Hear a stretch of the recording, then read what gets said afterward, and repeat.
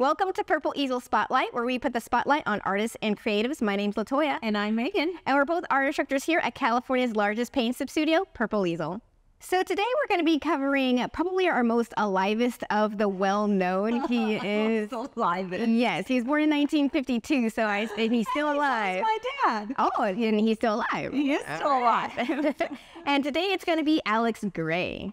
What is he well known for? He is well known for his psychedelic art, his art that he gets while in meditation, that he receives like the visions, and also the visions he gets while he's on LSD. Drugs. Yes, That'll a drug. do it. It is a drug-filled episode. No, we're not on them. Oh yes, I don't believe that we are. Caffeine, does that count? Yes, it is technically a drug. But here's the crazy thing. When he was 12, he did a science project about LSD, which I think is kind of crazy. However, it is. Yeah, he ends up doing it? Yes. How weird. Dare did not work for him.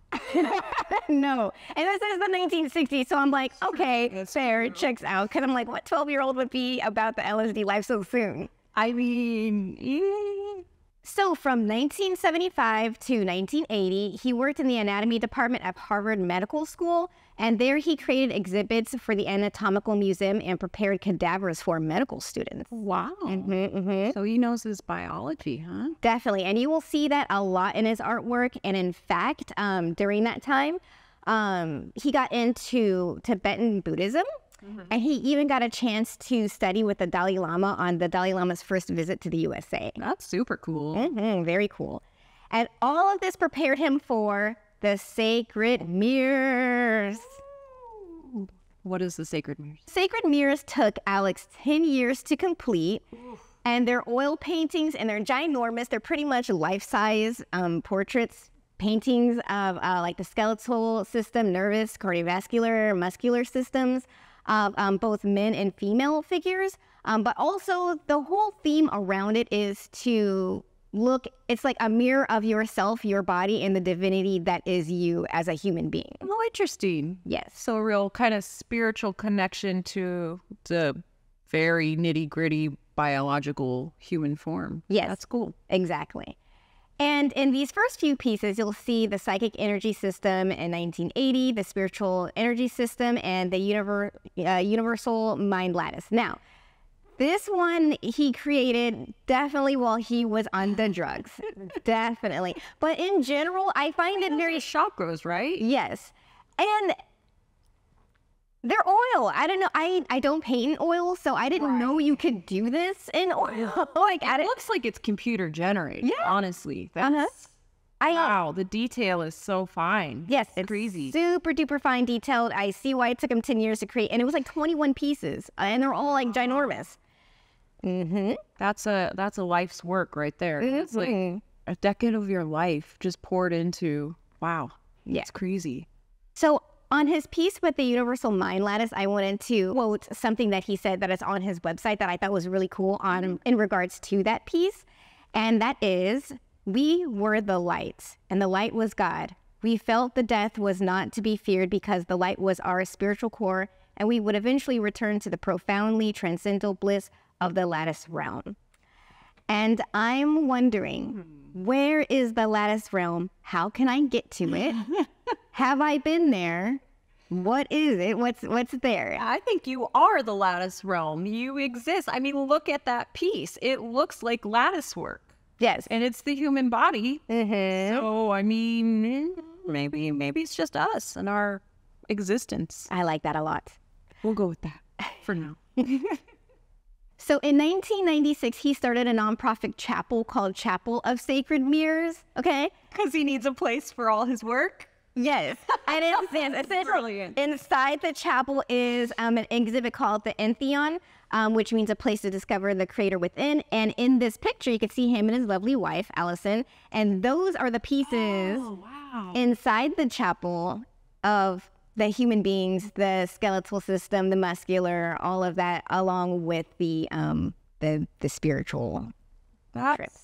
Yeah, he literally made a chapel for his artwork. That's pretty cool though, because it has such a like spiritual meaning to it.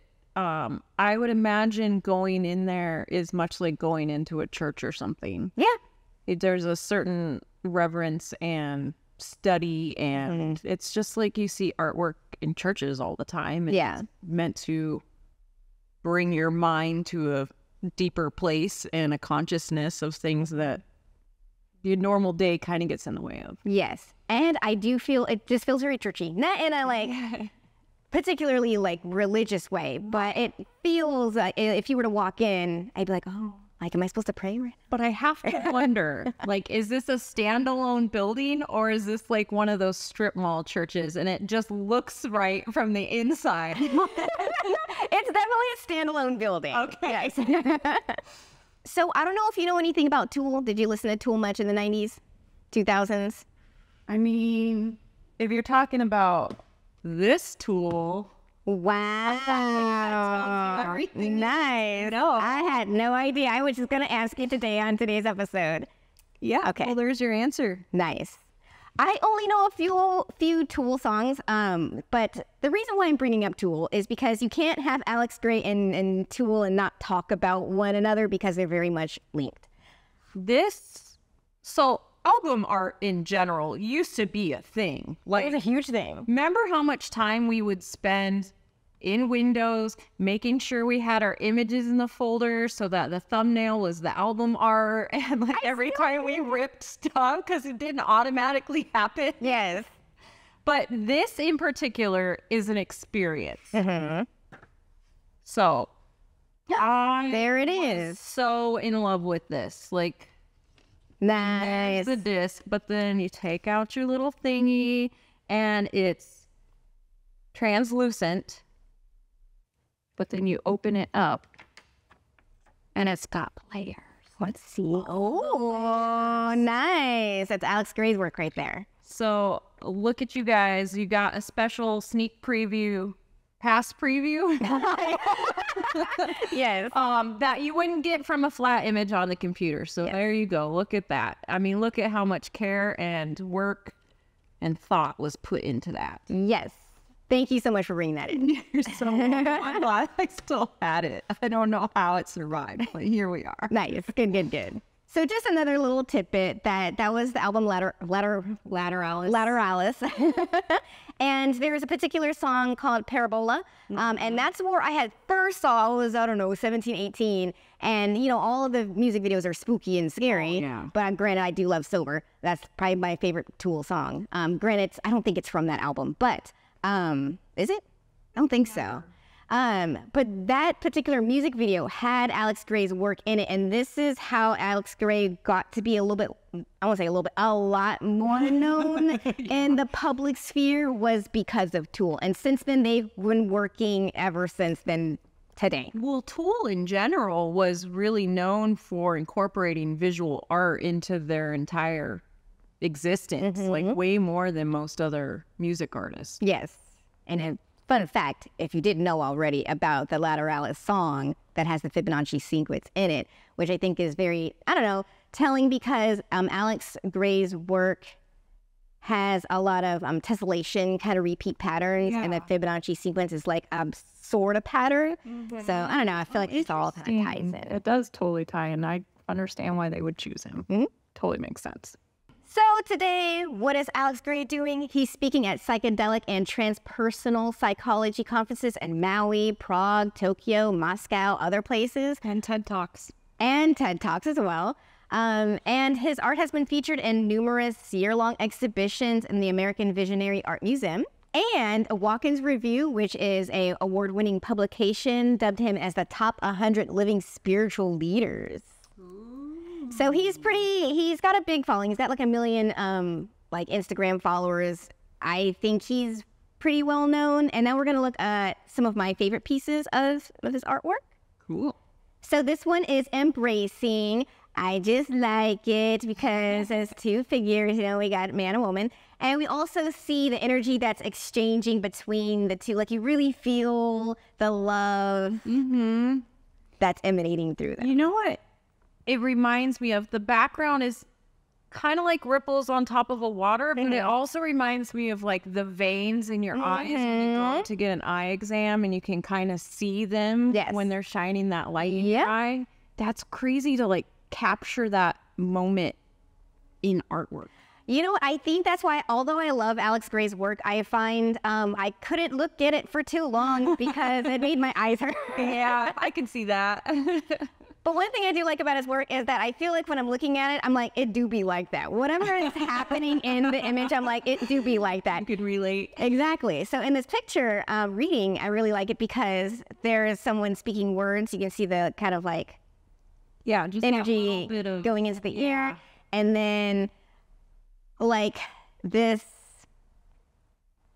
brain admitting. Yeah, like an awareness either coming in and out or through like God or source or spirit or whatever you want to call it. And then the words of what they're reading. I think it's just really sweet. Yeah. And even just having that, like the lines drawn to the focus of the book gives context and helps you. I mean, obviously, if it was called reading and you knew that, you would kind of know what was going on. But it just kind of solidifies what's going on. Now this one's one of my favorites. It's called Dying, and it do be like that. I feel like this do be like that. I look at this picture and I'm like, that's probably what happens. I think that's probably what happens. See the mathematical pattern happening there. Yeah, it's like a fractal almost. Yeah. That's cool. It is really cool. That, and you know what, and kind of inspired me to cover Alex Gray was the MC Escher kind of tessellations and stuff. I'm like, trippy art, trippy. I think I want to have Alex. Oh, look at that. This is to the next level. And my all-time favorite, now this one I really, really, really like because it do be like that. Obviously, okay, so one thing I really like is that, okay, you're painting, but you also have this divine being in the back kind of giving you the vision in which you're translating to the canvas, and you're also getting this information from the higher source, and you also have the old masters. You got Frida, you got Van Gogh, you have kind of like all of this greater knowledge that you're translating onto the artist, but below is the doubt, the demons that are probably telling you, you ain't nothing, it ain't gonna be good. So it's kind of like the whole experience of painting in this painting. Wow, I've never seen this before, and you're right. It is all the context thrown together in one image and kind of what it's like. And you see like that big beam coming right from the chest. The heart. Yeah. And the light that's emanating from the painting, all the energy that's coming from it. Its own life form now. Wow. It do be like that when you're painting. It really do. You know, we've looked at other artists doing portraits of art. Oh, yeah. And this is just like, this really strips it down. This is not just a scene or a picture. Yeah. This is like the whole experience. Internal, like the fact that you can see all the bones and the veins, like sometimes it takes all of you to create something, and it can be exhausting. Oh yeah, definitely. You are literally giving your all.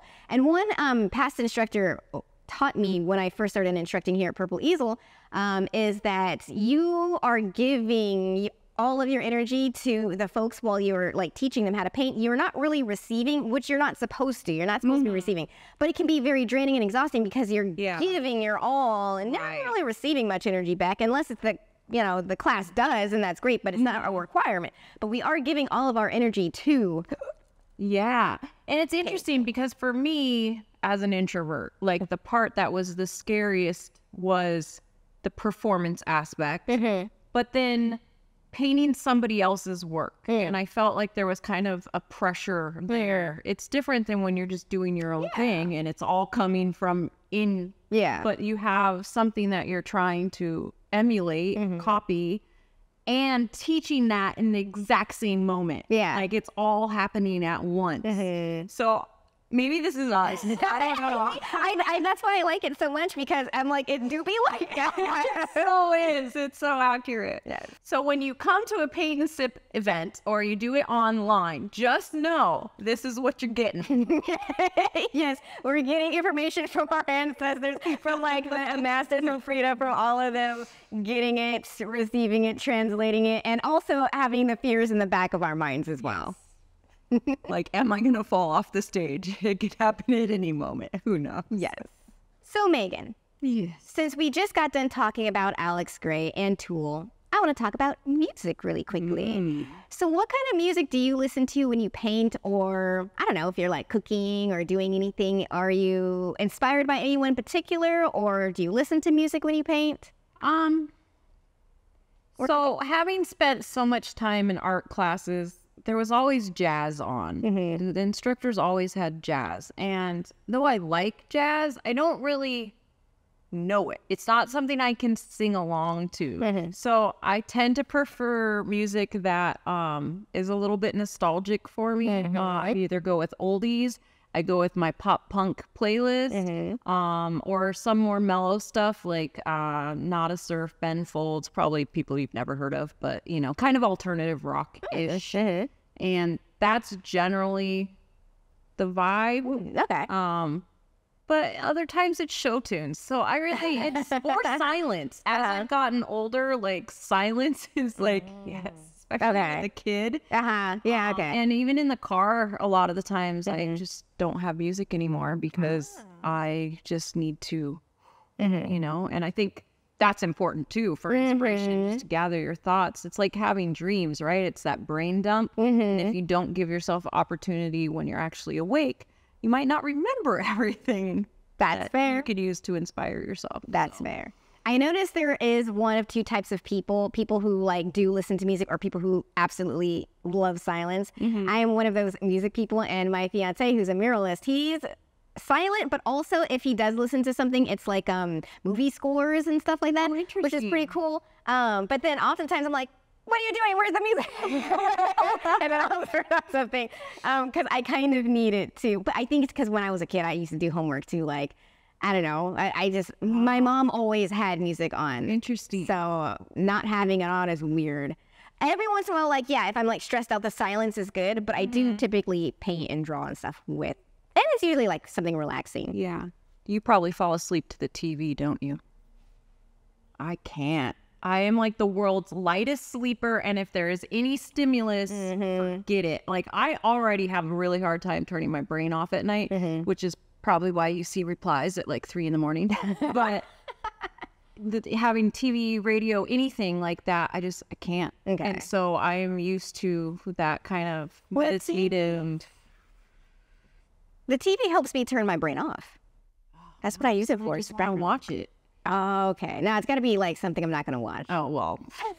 What's the point then? So we're going to segue into the next artist, and I have a lot to say, so I'm going to try to run through really quickly. So info dump. Yes, info dump. One of my favorite artists of all times. I feel like I say that a lot, but it's true. Okay. All good. Yes, Michael Devine. So there's not a lot of information to gather from his website other than he's been painting with acrylics for about 3 decades, and that he has like a collection of books and that have his paintings in the books. It's like a collection of so paintings. he's like published. Yes. Okay. And so very similar, except my eyes are softer. With Alex Grey, it's kind of like blah, and it's like very intense. This gives me the same vibe, but a lot softer. Very still like psychedelic in higher realms sort of thinking. This one in particular is one of my favorites, and how I found him out was, I don't know, like 10 years ago maybe, or maybe a little bit more, is back when Facebook started, like, aging myself here. But I saw this and I was like, this is me, this is my soul on the inside, because this person is ripping themselves apart. Open. Yes, but I do that. I just want to be better than I was yesterday. So I'm always tearing myself and analyzing myself and thinking of ways to better myself. So I love this one. This totally gives me well, there's some Cubist influences for sure. But the color use and the like glowy effect is really what gives you that like psychedelic, otherworldly, ethereal, psychic power. Yeah. Yes. Oh, I like it. So again, just softer on the eyes, a lot lighter, still gives you that otherworldly vibe, look. And I think the clouds have a lot to do with it too, because clouds, you always see that in like heaven and churches and like other divinely things. Kind of symbolizing there.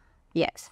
I think the pastel colors and like the gradients. The gradients are softer, as where Alex's work is more line driven and a little more harsh. And I think this, although there's still a ton going on, kind of gives your eyes a chance to rest a little bit. Yes, I feel like I can look at it longer. Yeah. I feel like you kind of have to, just to see all the things that are going on. I'm sure there's a ton of imagery and symbolism in there that I couldn't even... Yeah, that we're not catching. Yeah. Probably. I mean, I got the halo bit, I got the glowy eyes bit, the clouds, the, what is Like that? the pose. Yeah. Very meditative. I like it. So this one, I have a lot to say about this because I have seen this in my mind's eye or vision or dream. I don't know, but I was sick. So about, I don't know, 8 years ago. Before or after you saw this piece? Before. So I even contacted him. That's the craziest thing. Before. So he was drawing this piece. But this was, I don't know. Okay, so let me just tell you the vision. I was sick. I was very, very ill. I was high off of Benadryl and I had a high fever.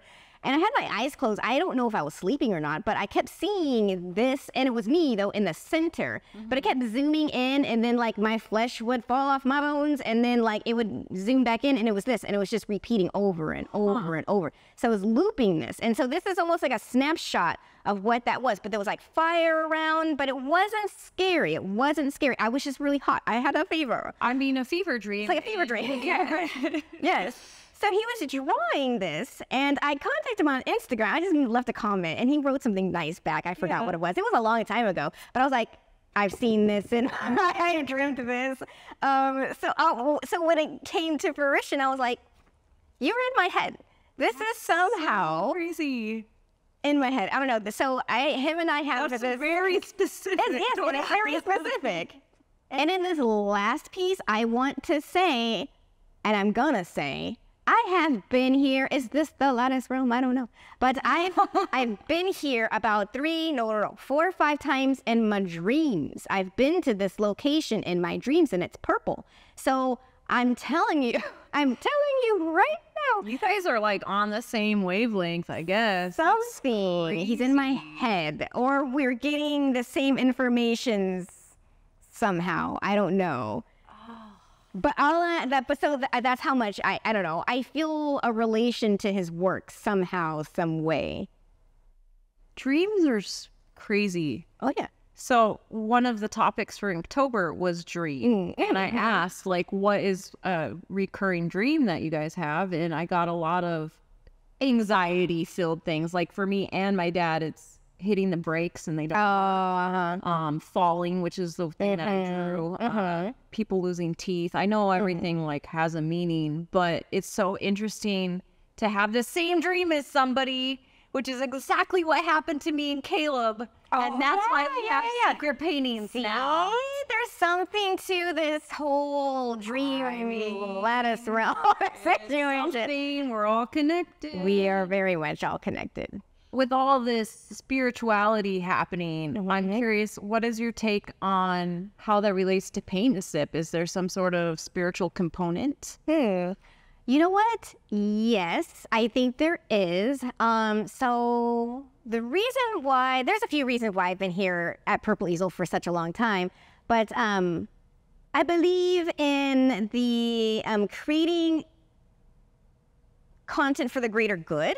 And so Purple Easel is a paint and sip, but I think we take ourselves, the employees, and we really elevate the experience because we're trying to create long-lasting memories for your birthday, for graduation, for this and that. And then sometimes customers come in and they say, oh, you know, a recent customer actually was like, oh, my grandma just passed, but her name is, her seat saved, like right here. And I was like, oh, maybe it's a sign. And then I'll talk to customers about some pretty deep stuff, like maybe someone who just passed or someone's just moving. But I like to think that we're creating like a bond, like a special positive bond for the greater good of society somehow, that we're taking these moments and we're making memories so someone could be on their 50th birthday and be like, oh my gosh, remember when we went to that paint sip? It was such a good times with our friends. Oh, remember so-and-so. And it's part of the collective consciousness, if that makes any sense. I hope that made sense. It does. Okay. And I think just the act of